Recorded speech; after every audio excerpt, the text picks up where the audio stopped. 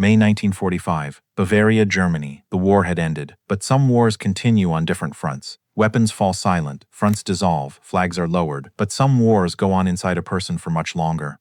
Ideology is one of them. And this story begins right at that boundary, in those chaotic days when the weapons had barely cooled. American forces had pushed deep into Germany, fighting their way through town after. Now in a Bavarian city they had captured, they found a functioning German hospital. The equipment was in place, the wards were usable, medical supplies were stocked. A few German medical staff had remained. American commanders gave them a single, clear order. You will treat every patient brought in, regardless of color, language, or nationality, without exception. It was an unambiguous order.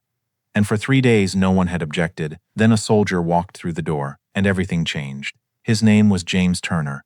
He was 22 years old, born in Alabama. He came from one of the states where racial discrimination was felt most deeply in America at that time.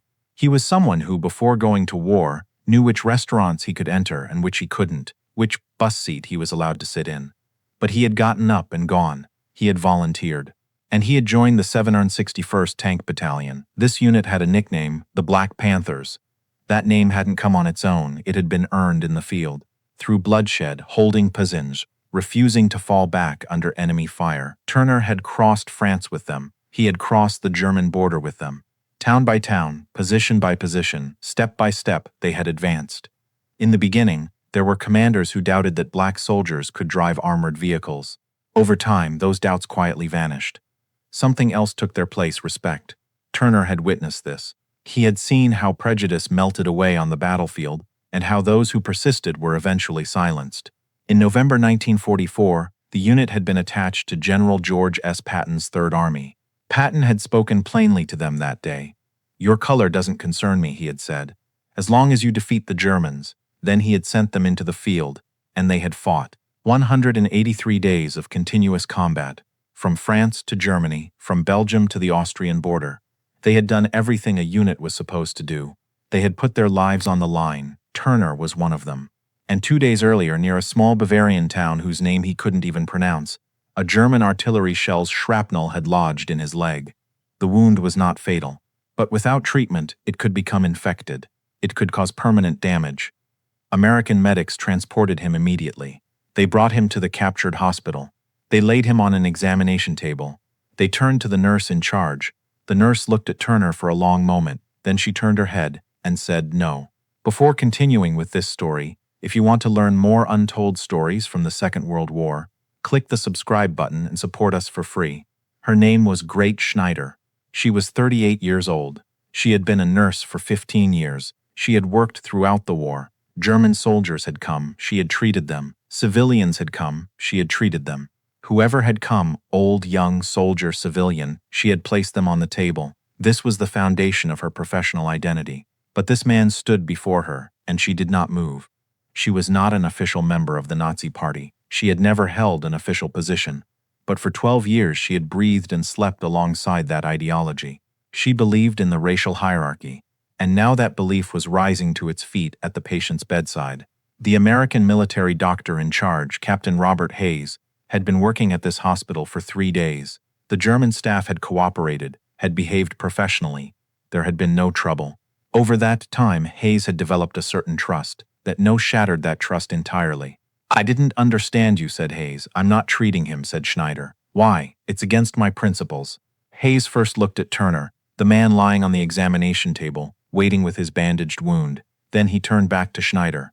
"Your principles. Yes, he's a soldier. He was wounded in battle. You're a nurse. What else is needed?" "I am a German nurse. I have standards. I cannot compromise them." Hayes's face tightened. "You are currently under American authority.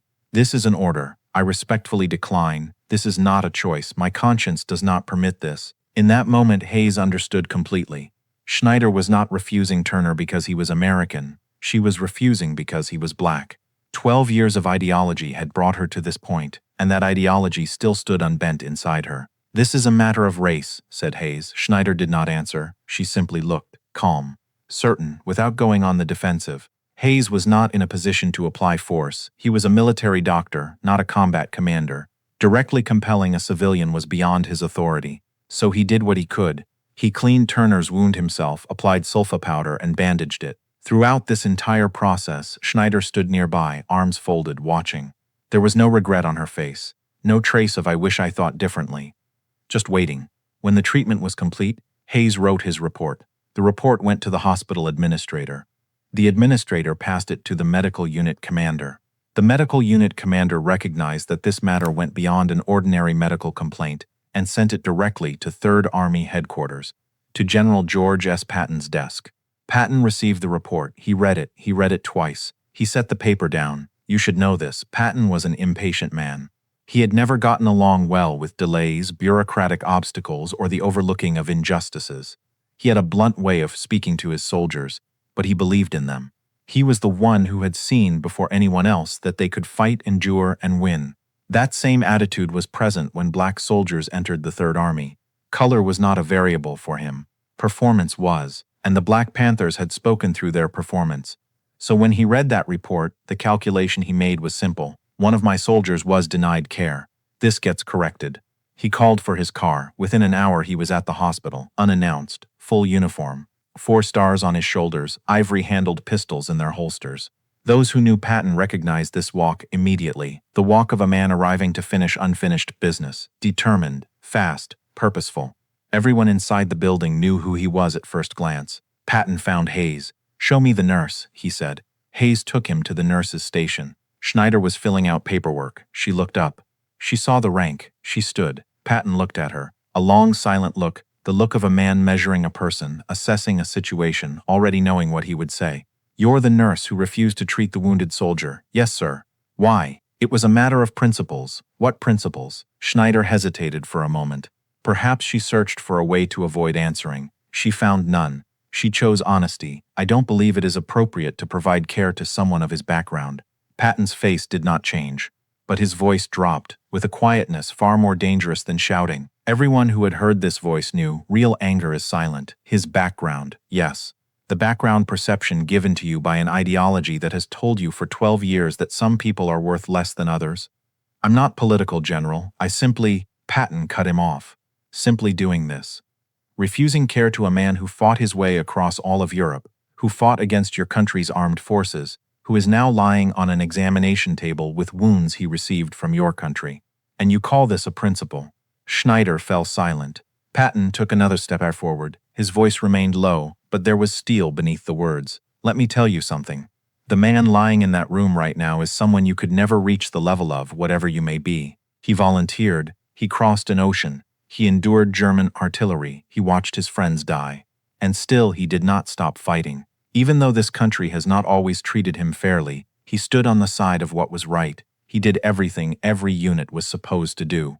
And you are refusing him care because the color of his skin is different." Schneider said nothing.